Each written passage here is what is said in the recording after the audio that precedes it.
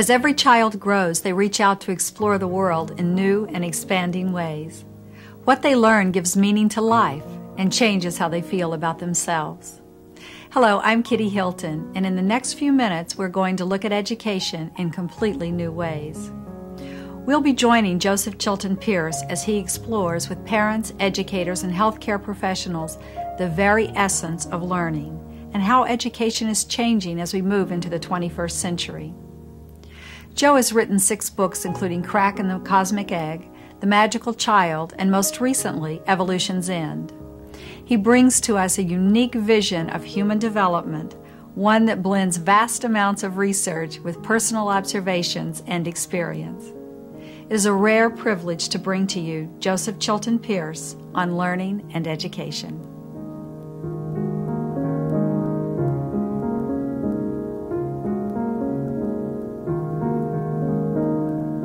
We can say, first of all, that learning certainly starts in the womb. Education starts after birth, okay? Education, leading forth into knowledge. But learning goes on from the very beginning. The environment is the greatest teacher of the child. It's estimated that probably not more than 5% of all the structures of knowledge that take place in that mind-brain system, that child up there, in that brain of his or hers, not more than 5% of all those structures of knowledge, or all that learning, takes place from our verbal directives as adults on the child. Our teaching of the child will account for no more than about 5%. 95% of the learning will simply be automatic and spontaneous, beneath the awareness of either the child or ourselves, as they simply become who we are, not who we tell them to be, and as they become what the world itself teaches them to become. That is, all of the environment teaches the child. We hear of the little kittens who raised in an artificial environment where everything is simply vertical stripes, that those little kittens, when they are mature and taken out into the ordinary world, will be only able to cognize anything of a vertical nature and will stumble right into anything of a horizontal nature, so to speak. We are more flexible, thank God, but a certain element of that you'll find in our life too.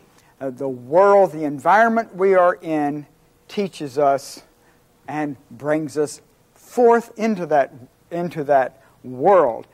We talked yesterday a great deal about the nurturing environment. If the environment is nurturing, if the child feels unconditionally accepted and wanted by his environment, ushered into it, they open up continually into the higher structures of the brain, etc. They're opening up to embrace their world. If that world is threatening, there is a closure toward defense of self against a hostile world, the most natural thing in the world. So we find that the first great imperative of education or leading forth into knowledge is that the child never be threatened, that they never feel attacked by the world or questioned or judged by the world, but that open acceptancy of the child must be reflected by the world itself. I think of Piaget, I believe it was, his great statement that the one hallmark of the early child is an absolute unquestioned acceptancy of that which is given them. The world is just there. They never question it. The actions of adults, they never question. They simply accept unconditionally everything as it is. This unquestioned acceptancy, this open acceptancy of that which is given.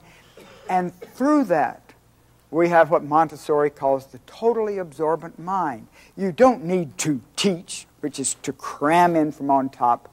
You need to simply provide that environment which openly accepts the child in return, and the absorbent mind will absorb that world and learn about it. We spoke yesterday of the betrayal of intimacy, which is a term my friend Michael Mendoza uses. And someone mentioned the fact that the greatest betrayal the child feels is when they open up in total acceptancy and movement toward a parent, and the parent fails to perceive this, which the child then interprets as rejection. And don't think this is not the same all through life. The little kindergarten child going into that first classroom, there's an absolute open acceptancy of that teacher. They have no choice except to unconditionally accept everything given. And unless that's reflected back, then that child will feel betrayed and little by little begin to build up a shell of defense. And that will be a block to their true education.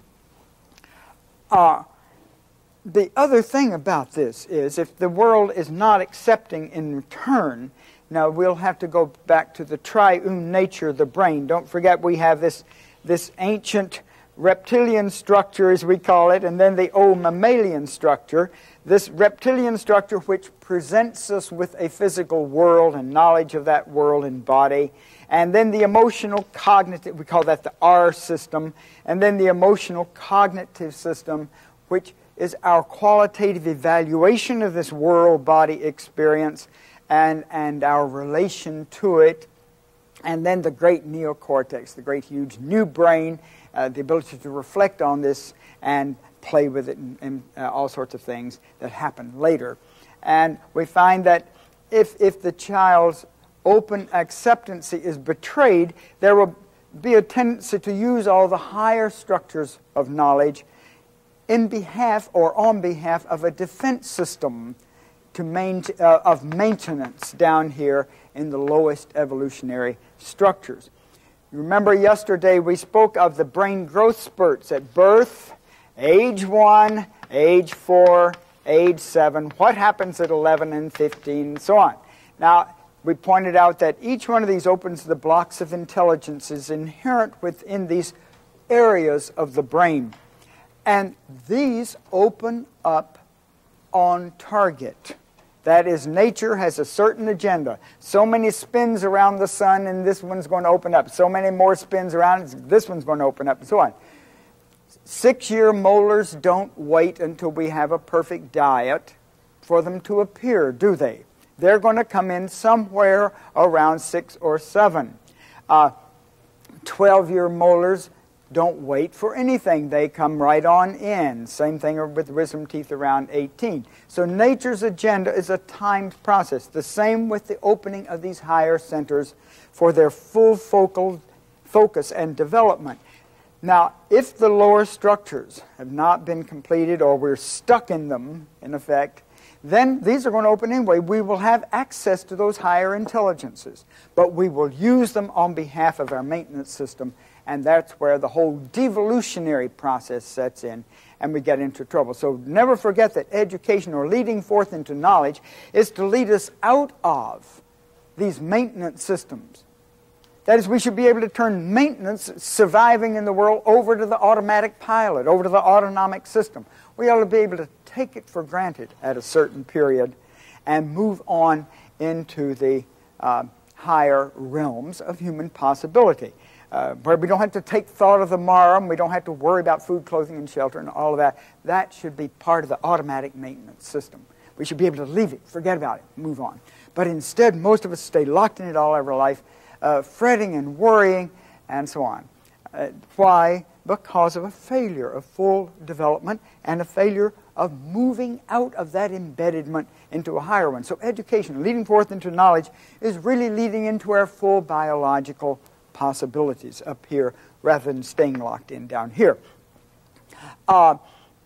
There's a certain cycle to this business I want to talk about. This is the cycle of competence in all learning. You find it right from the very beginning. Greenfield and Tronick up at Harvard under Jerome Bruner in his department came across this years and years ago, and I want to get into it briefly. I didn't deal with it much in my recent book, Evolution Zen, because I'd been dealing with it for 3 books, and I figured my readers were sick of that, but you can't count on that, can you? Cycle of competence. Look at what this is, a 3-fold cycle. Very briefly, the first stage is what they termed roughing in a new learning, roughing it in. Now, this is what I would call the first interaction with the model.